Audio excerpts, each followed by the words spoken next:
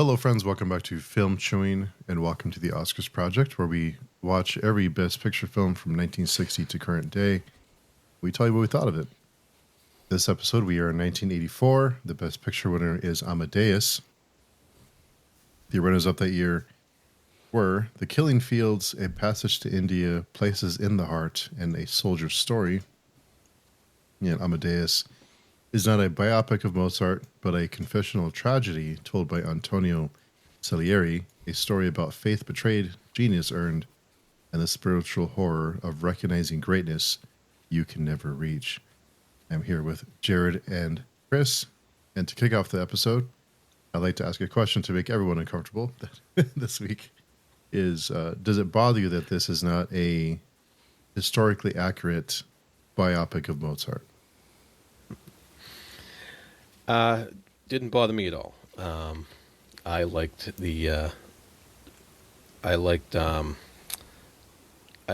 drama of it. I liked the fictional aspects of it. I liked the fact that the narrator is highly unreliable, which leads to him basically saying whatever he wants about Mozart.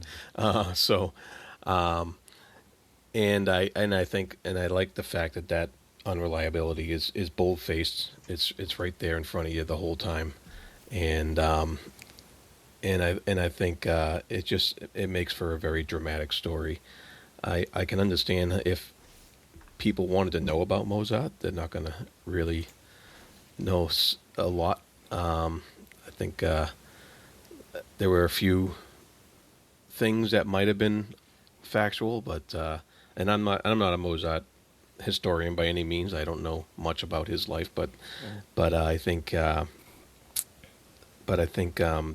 story here, the focus here is on Salieri and his viewpoint, and so it was for me. It didn't make a difference whether or not he was factual in his tale. Yeah, interesting because I classically do, and I think probably have in the past of these film conversations talked about the fact that if you're not going to do things historically accurate, what's the point in doing them at all? Especially with the film called Amadeus, people are going to take it as a biopic or otherwise. And I know a little bit about Mozart. I knew what age he died at, and knew his prodigious his work was, how well he was thought of, and that kind of stuff. And I got to the end of the movie, and I was like, I can't believe I didn't know any of that happened. And of course, when I looked it up, none of it really did happen. Or certainly not in the way that it happened in the film. But having said all that, I thought it was utterly stupendously good. I was completely along for the ride. It created amazing drama in it, and it gave an opportunity for it to be a bit over the top, which I think really helps it. I think as a film, especially again, this is another really long film. I think, without that, if it had been stodgy, slow, boring, more real to life, I think we might have felt its length quite a bit more, and it would have been far less watchable.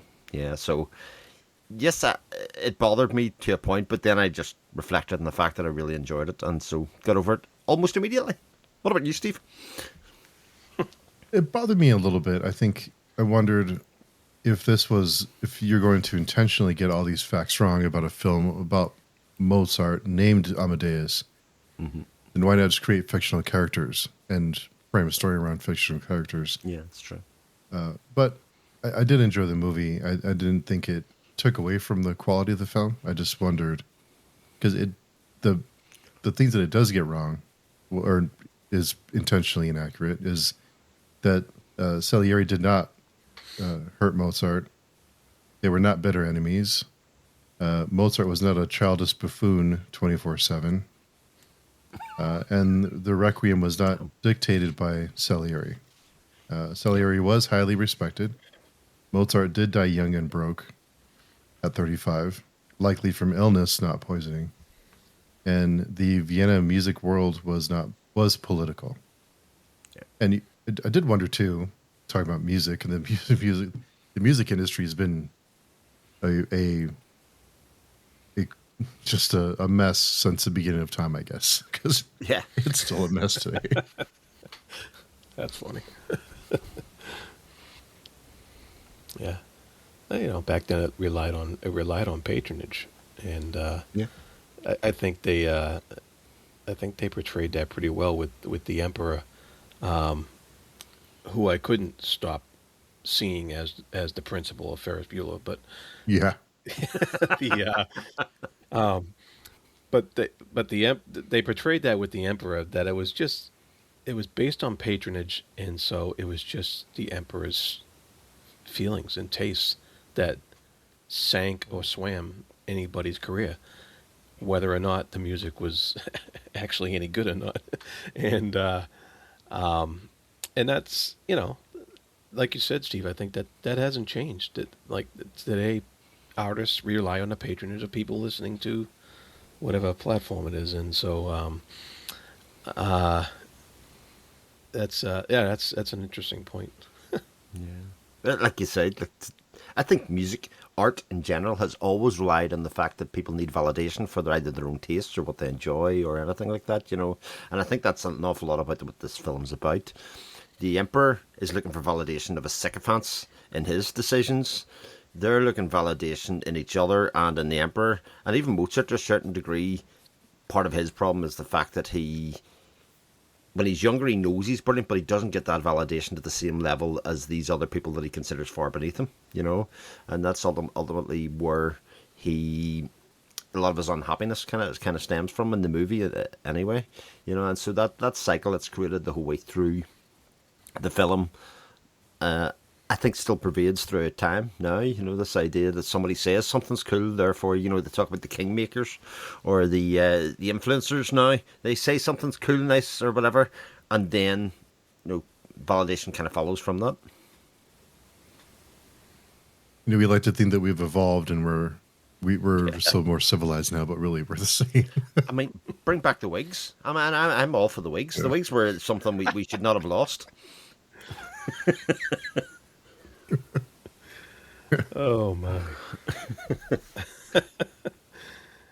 Yeah, that's interesting. It's very interesting because on one level, like Mozart's considered like by a lot of people stuffy and classical, and nobody would want to listen to it. But back then, in the movie, you see that, and I don't know if it's like we said, we don't know if it's true or not, but you see that he was actually trying to bring some of that music of the masses to the nobility, and he was trying to integrate it into his music for he wanted a broader consumption of what he was doing, and so I think it's kind of ironic that you mentioned Mozart today, and it instantly gets this air of stuffiness and this why would I, like, people consider it too cultured and boring or what have you, compared to popular music today, and but back then that's what he was trying to bring the people's music to his, and blend it with his own and make it accessible. Yeah, it's a great point, Jared. And that's a part he was often, that was one of the reasons he was disliked, is because he was able to blend it, and create popular melody from something that was a very serious endeavor for an awful lot of people, but in doing so, kind of that frustrated them. Like again, many examples of this through history in terms of filmmakers, and the like as well. Like there's a great story of Jean-Pierre Melville, like was driven insane by the fact that he couldn't get monetary success, or people wouldn't watch his movies. Yet you fast forward 50 years or something, nobody's talking about those other guys that he was jealous of. Van Gogh would be another one, somebody who died basically penniless and kind of unheard of, maybe the most famous artist of all time now. So that kind of cycle of things that goes round is interesting. Now, obviously Mozart wasn't a poor man, he just overspent his means and lived beyond his means, but he was very successful in his 35 years or whatever it was that he lived. Mm-hmm. Yeah, this is my second time watching, and I think the first time was just for fun, but when we watch them, I think we, not on purpose, it just we know that we're going to talk about it, so we have a different, we come in with a different, a different purpose to watch it, to pay more attention to the plot and the characters and things like that. But the Salieri angle was interesting with the, I guess, the horror of being good but not great. Being having someone who is on this, this talent and this genius level, and that you'll never reach that height. So it's almost, I almost felt sorry for him in a way. Yeah, massively so. Yeah. Yeah, there's plenty of opportunity to feel sorry for Salieri at various points in the thing, and I love how the movie he uses the frame narrative to tell his story. Because he starts with him when he's old, and we keep going back to that, and it ends with him being old and stuff like that. So I love how that fits and really shows off the mental conflict that he has throughout the film, and it's very interesting because on some level you could tell he kind of loved Mozart, and at the same time he really hated him for selfish reasons, and he had this. He couldn't equate that flippancy that Mozart had with the seriousness he took his craft with, and I liked how it was all framed in him talking to the priest and his conflict with his idea of what God wanted, and how that tied into his anguish, contrasted by the humor that was around Mozart. It's just really, really, really nice, subtle how they pulled that off. Really, the contrast and the conflict was just really there. It was, I thought it was really, really well done. Yeah, absolutely, Jared. The contrast between talent being of the divine and being, him not getting it when he considered himself a pious kind of good person, and it kind of being put on this wastrel that was womanizing. In fact, it wasn't just the music that Salieri kind of hated him for. It was the fact that he was young and youthful, and the people that he was lusted after, he couldn't get near, and Wolfie could. Loved the naming of Wolfie. That was so good. But you could see it because he was in awe of him as well, but he couldn't even celebrate that with other people because he couldn't admit it.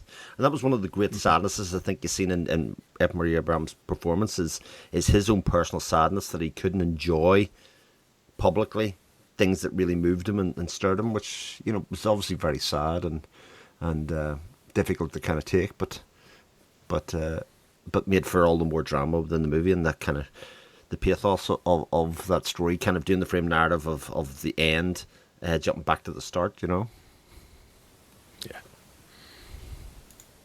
The patron saint of mediocrity. So Yeah. if God exists in this world, in Mozart or in Amadeus, is God just being honest, or is he being cruel? I think that's the question that Salieri's asking this whole time, because he rails against God in quite a few places. He says, he says, I denounce you. I tried my whole life. I had to praise you in music and to bring this forth, and you give it to this joker who who can do it way better than I can.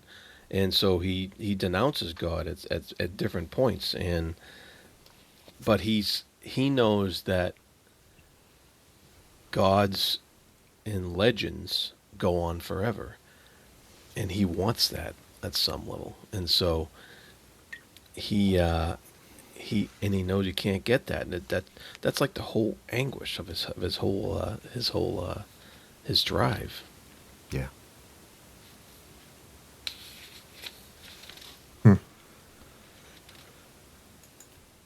Really good performances, though. And Jared, you had mentioned before we started recording about the performances. Yeah. Yeah, Abraham's performance was just Mhm. outstanding.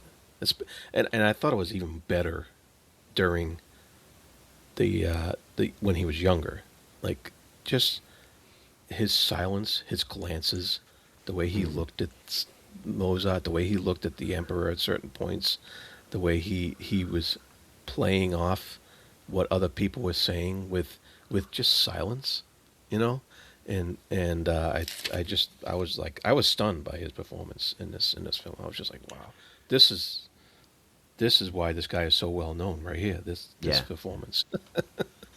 It's I think it's a great contrast actually because I mean I think the two main performances are both brilliant in completely different ways, you know, and I loved it so much this movie that I watched it twice, even though it's a very long runtime in the 2 weeks that we had watched it a week apart, and this best actor or winners of the Oscars, etc., is really interesting me because I do agree that in terms of acting ability, F. Murray Abraham's performance is just it's on another level. It is so nuanced on so many levels, but I don't think that comes to the fore without Tom Hulce's interpretation of Mozart either. You know that kind of that inane laugh that he has works so many times throughout the film, almost as if like a musical note or something through it. That cackle that he has, and his madness and his gaiety and all of those things just show as a contrast and give it levity.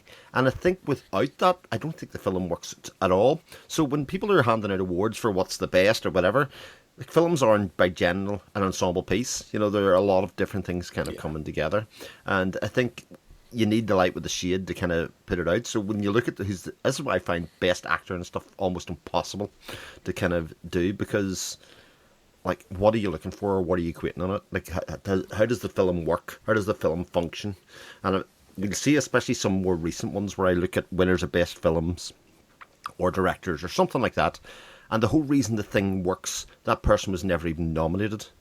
I'll give you a very brief one. Like Barbie was nominated for best movie, lots of performances nominated, but Greta Gerwig didn't get a best director.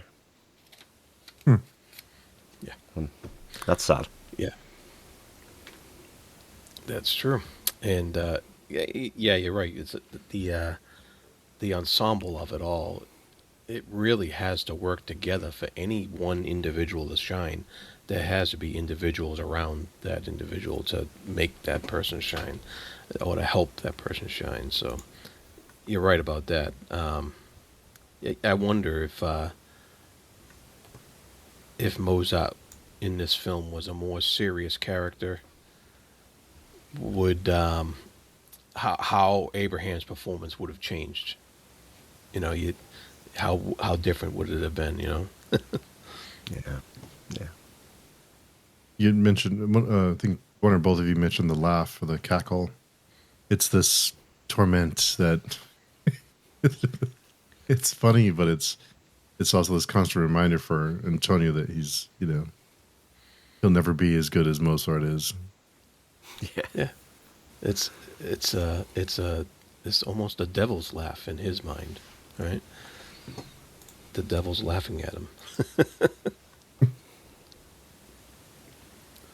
Yeah, and I love the when one of the criticisms that was a totally false criticism, but when they asked the emperor, I think, asked Salieri about one of Mozart's pieces, he just this blank face, too many notes.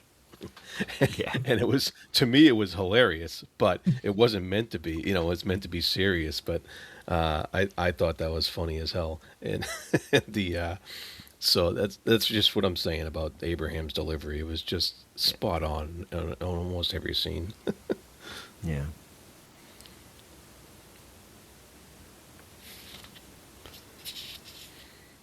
Another thing I Yeah, sort of wanted to talk about was the fact that here we have.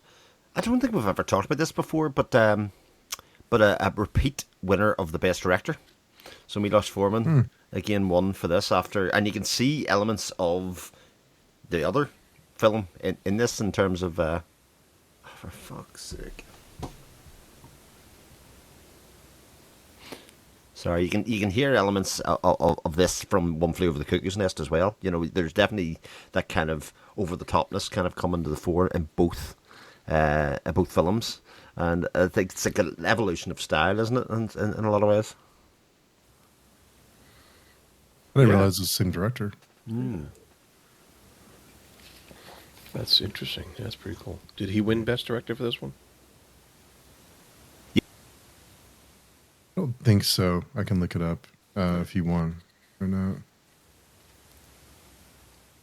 But I did not know it was the same director at all. Interesting.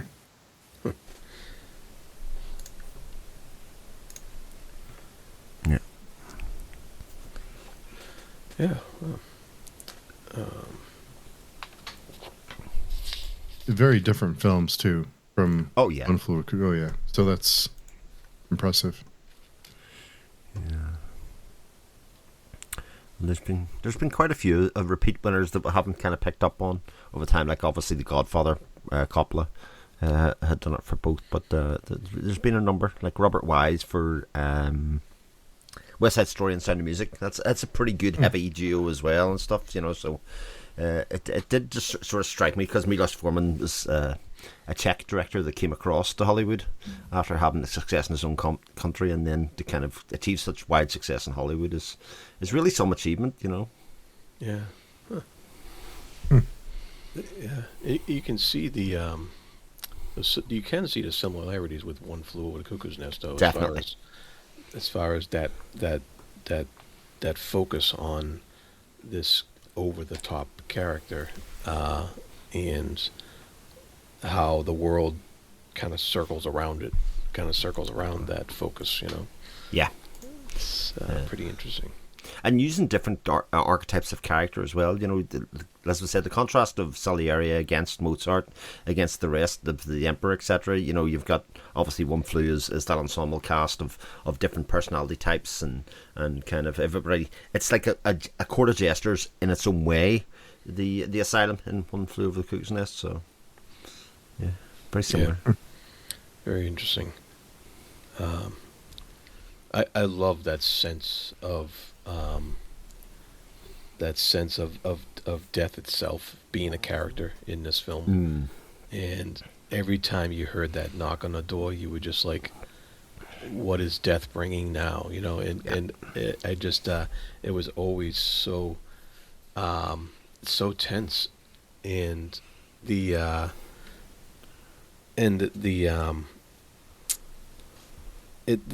picture of his father on the wall condemning Mozart for everything that he's doing. It's just that painting on the wall looking down at Mozart. All these lovely symbolic things that were thrown into the set of this film just were just said so much, and it just even the piano with the black ivory contrasted, you know, which is not what we're used to seeing. There was several instances of focusing on that specifically, and I just it was just a lot of that symbolism going through the setting, and I really got a kick out of this film. It's going up. I'm not sure where to put it in my order yet, but it keeps going up the more I think about it. You know. Yeah. I was going to say a lot of use of masks as well in terms of visual storytelling as well. I mean, they obviously had the one with his dad that then became Salieri in much the same way, and that kind of haunting, you know, the man in black view, and that again that idea of death that runs throughout the entire film is accentuated by some of the use of masks and storytelling, and even, you know, the burlesque nature of Vienna society. You know, that everybody sort of did that, and of the theatrical world. It was all very, very cleverly meshed together. I was just thinking, so if Salieri is an unreliable narrator, is that why we never really know Mozart in the movie? And is his vulgarity and immaturity and you know, his behavior, is that Salieri's perception of him, and that may not actually be what everyone else sees. Yeah, I would think that's a pretty good take on that. Yeah. It's great point, Steve. I mean, we do see him bouncing about. Even the first time that he really sees Mozart is when he's chasing the girl around the office where he's hiding, or the room where stately room where he's hiding, and he gets an opinion of him then that he can't really shake, and every time we see him, he's just a different version of that, until maybe the end in his deathbed, when you see actually a truthfulness about Mozart, about how hard working he was, and how he couldn't rest. His work was what made him important, and I think that is both melancholic, sad, but also a representation of actually Salieri's journey throughout the film, especially when he gets to the end and basically says, "I killed him," when he didn't. But he feels like he contributed to an unhappy life, or a more difficult life for Mozart than he ever deserved. I guess you could wonder, did he drive him to an early death? In this version, anyway. Did he... So, I don't know if he directly killed him, but he set him down the path of death. But I think in his mind, he killed him. yeah. I think in his mind, he set all those things in motion to drive him to his death. He had the evil plot going on in his mind, that he was going to drive Mozart to do this requiem, which was going to be his death, and that he was going to take the praise for performing this requiem at Mozart's grand funeral. Yeah, and I think that that plot, that those evil thoughts in his head, that were manifested when they got to that unbelievable writing scene that he had on Mozart's deathbed, when they're doing that scene where he's trying to write what Mozart's saying, and he's like too fast, and that scene was like insane. I love that scene, and I think that was the frantic culmination of his plot, of his downfall of Mozart, and I think it kind of broke Salieri as well, because he realized that he just destroyed what he thought was God's perfect musician on earth. Yeah. And I think that destroyed Salieri's mind, which led to him eventually trying to cut himself and stuff like that. Yeah. And that scene was like so intense, I couldn't have shut that off if you paid me. Yeah. What an incredible communication of music. Like I was sitting and watching it. I watched it with my wife the first time, and I was like how clever to actually do this kind of conversation between two people and to communicate the music is quite so like vividly in that case. And Salieri starts off, like you say, with the intention of ruining him through that scene, but by the time he dies, he's so in awe of Mozart that he's sort of reveling in the fact that he got to spend his moment in divinity, with the kind of the greatness of there that you can see at the end of it. It's like, oh God, what has happened here? He get lost in the moment. And the other version of that obviously is when Mozart first meets the emperor, and he takes Salieri's little jaunty tune and then improvises it and makes it like something completely unrecognisably brilliant in a matter of seconds. And it's those two scenes, I think, that sort of bookend the movie in a lot of ways, just kind of show the differences between the two of them, both in terms of attitude to music but also in terms of like pure talent. Yeah. Very cool stuff. Yeah, it's almost like they were in that scene at the end where he's, it's almost like they're speaking a different language. They're communicating on a different level. Yeah. Which I guess it is kind of a different language. Yeah. Amazing.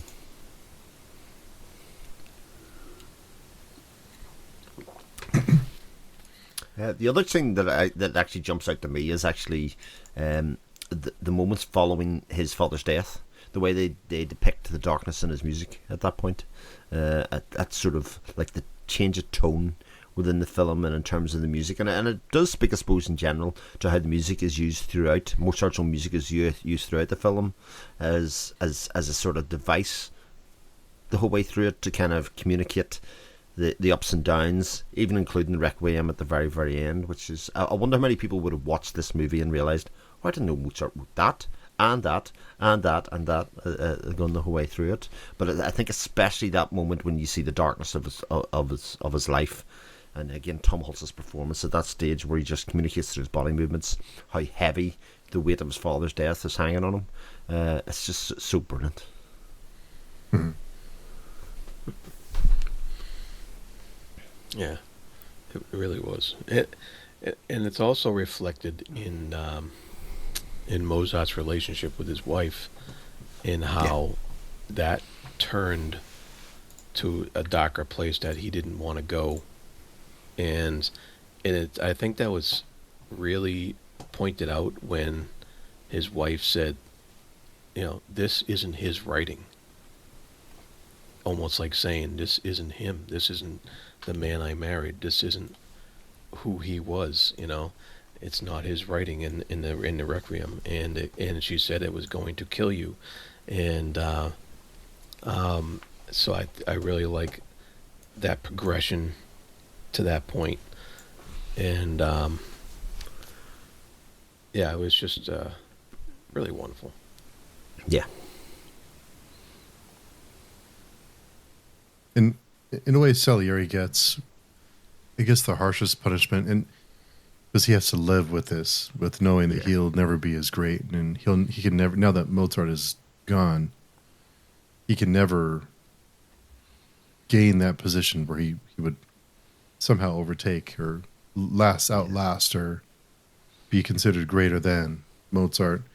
So in Mozart's, his legacy is set in stone, so he could never really, get higher, achieve anything higher than that. And made me think back to other artists that have died young, and or in their 30s. I'm sure we could name off a couple who have died young, but it makes you wonder: is it better to burn bright and to go out early, or is it better to have a steady and long-lasting, I guess, career or kind of run? Well, you look at the legacy, especially of actors who died young. A James Dean or a River Phoenix or any of those kind of people that didn't actually have an enormous body of work, but became such icons in death, and became such icons in terms of like people look at them and think of them.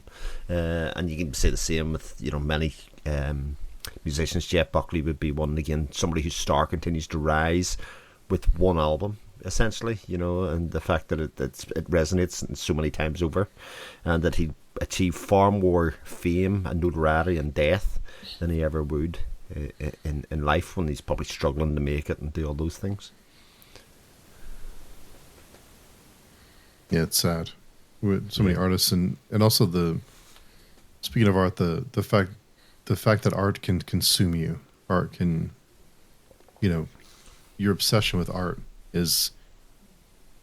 can turn people to can push people to do things they never thought they would do, or to be consumed by it, to let them to be this obsessive about their art and their creation.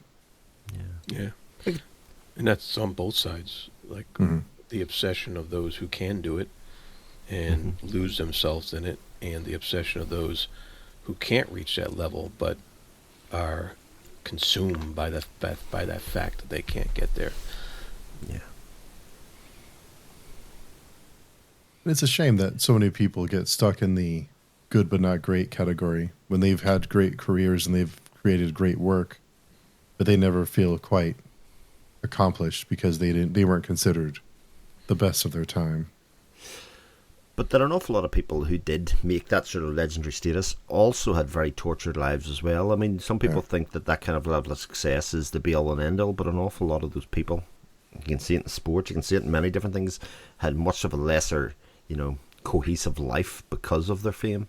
You look at a Michael Jackson, you look at any number of people. Like the sport one that I often think of is Sean Taylor, who was the safety for the Redskins, them now Commanders, but he's almost got mythical status because he died so young. You're not convince anybody in Washington that he wasn't going to be the greatest safety of all time, but you never will know because he died and was taken far too early. So he achieved mythical status in death again in much the same way. Michael Jackson, again, no life, genius, performer, changed popular culture in an awful lot of ways, but died young. Never had much of a life as you go along. So this wish to attain greatness and burn brightly often has a cost attached to it. Yeah, I mean, he can't go just to run and grab lunch somewhere without. Exactly. He's a prisoner in his own life. Yeah. It's that old saying: "It's better to burn out than to fade away." Right? Yeah. Indeed. Yeah, overall, I thought it was a good movie. I think I loved the direction. It was very clean. It felt very, very refined, very clean on the framing and the colors and the sets and everything else. It felt very well put together. I think it looks really modern as well. I think that's the other thing that really struck me out of it. We've had terms of endearment, we've had ordinary people, etc. If you'd have told me this movie was made 10 years ago, I would have completely believed you. It definitely has a sheen and a look to it that definitely looks out of time in a lot of ways, which I think is something that really stood out to me as well. I wonder if period pieces lend themselves better to being timeless. Because the whole set is geared towards bringing you to a certain time period, and that's going to stay like that no matter when you watch the movie. Whereas when you watch something like Terms of Endearment, it's a film made for quote today.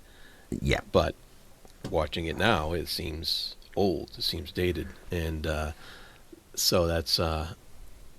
Yeah, I wonder if that's the key to having that timeless feel, because the set is so designed to be in the period when Mozart was. Mm-hmm. It's a great point. I think another thing that really hurts time period pieces are when they include slang from that time period in the movie, in the dialogue. Because then when you watch it 20 years later, which should feel like a movie hundreds of years ago, it feels like a movie from the 80s because it's of the language and the dialogue they use. So it takes me out of the other time period. But yeah, this movie I didn't think did that. So it's always a pet peeve of mine. Absolutely. Any other points on your list, Jared? Yeah, I'm looking at it. Somebody said, "I absolve you." Who was it? Was that Salieri that said that at the end? Yeah, he was talking to the priest. He was the priest, yeah. Confessing. Yeah. Yeah. And I love that I think just the kicker, the icing on the cake for Salieri's arc is at the end when he's going down and he's telling everybody, "I absolve you," and told the priest. Yes, that's what it was. Yeah. Yeah. And the very last couple of seconds is Mozart's laugh. It's still just this cloud over him. He still can't escape it. Yeah. This mocking, taunting laugh. Yeah. Which it kind of makes you smile and makes you laugh, and it really is a tragic story about Mozart. Yeah. And it's interesting because you can really see Salieri's madness come out when he's being wheeled down that hall and he's absolving random people. And you see just how far he went into his madness and his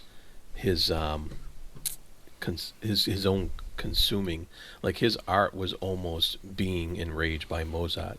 It was that's how consumed he was. Yeah. Mhm. The other thing that struck me actually is I could not believe that the song "Rock Me Amadeus" was not part of this film and just inspired by it. I was waiting for it at the end. I was like this is a really cool ending to this movie. Is that we're going to finish with Falco's "Rock Me Amadeus" and it's just not a thing for it. You know, it came a year later. I was like, what? How does that happen? Yeah. Which does bring me on to the point I was making before we started recording, Steve, about the best original song. We're now in the 1980s, where a lot of these songs I recognise have been chart hits, and how absolutely woefully bad the Oscars were picking good pop songs from a period. They picked Stevie Wonder's worst ever song, "I Just Called to Say I Love You" from A Woman in Red, to beat out all the songs from Footloose, but Against All Odds by Phil Collins, and most importantly, Ghostbusters by Ray Parker Jr. Like, get out of here.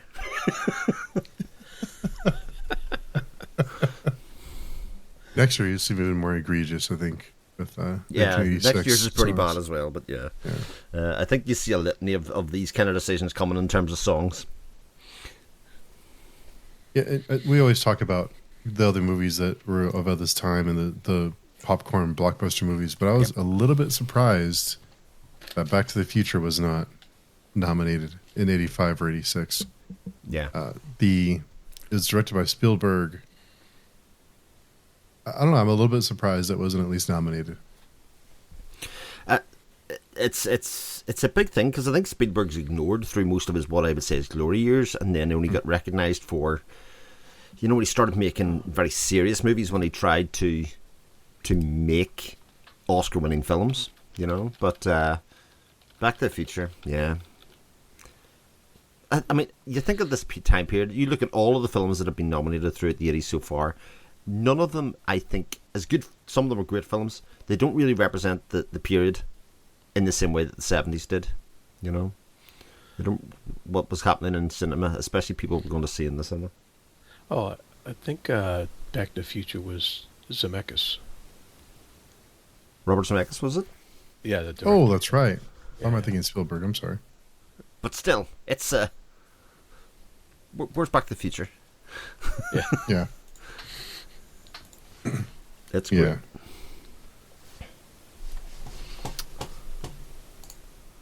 Yeah. Yeah, I think also the fact that we've had these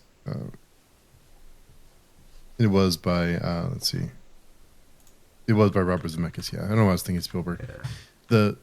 The 80s have been a little strange with these really kind of dark family films sprinkled in. And then we have a movie like this, we have Chariots of Fire. So it's very, the 80s, for as much as we remember looking back, when you think back to the 80s, you think hair metal, Yeah. pop music. But I think that stuff stands out because that was what was the most popular. But there was a lot of different genres of music.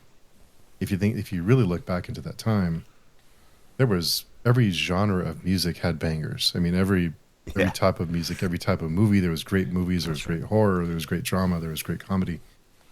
So it was a time period, I think, that was very varied. There's lots of good things going on in the 80s. So I think this is kind of reflects that, the choices in the films, that it was kind of all over the place because there were so many different things being made, where now it feels like everything is more centralized and there's only certain things that are being made, or at least certain things that are available. It's hard to find. Definitely feels more homogenous now in terms of what we're getting, certainly from this. And you can even put fashion into that kind of category in the 80s.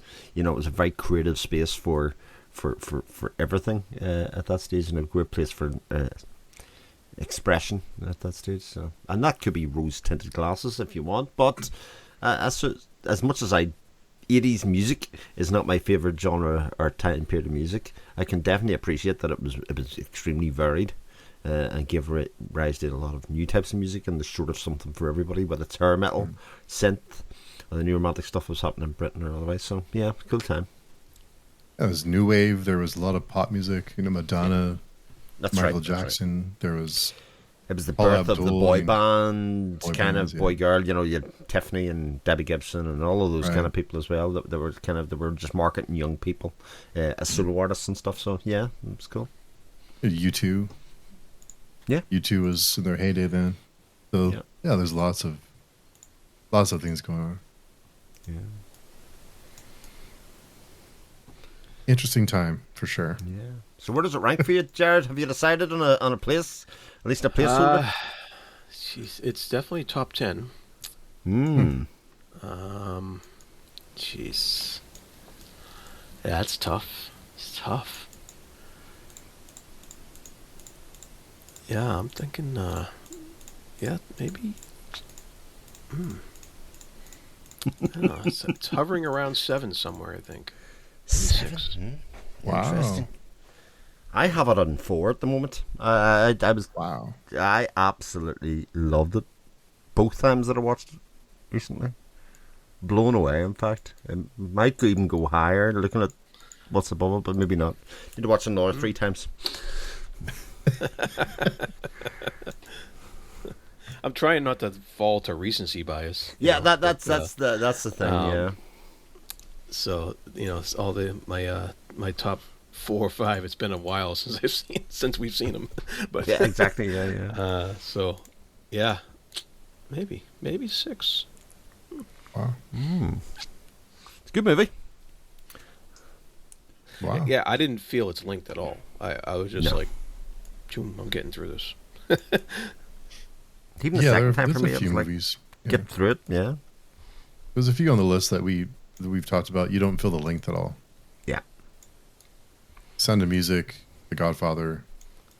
Absolutely. Don't feel the length. There's other ones that you really feel the length. For a In slog. fact, that's one of the things that I found the most actually out of this in terms of my ranking. Films that really outstay their welcome, I come to hate by the end of it. Like it started as every minute passes that you feel is unnecessary. I really hold it against the movie. So if I look at my list of the things that are down towards the bottom, that is the predominant reason that they are down there. Yeah.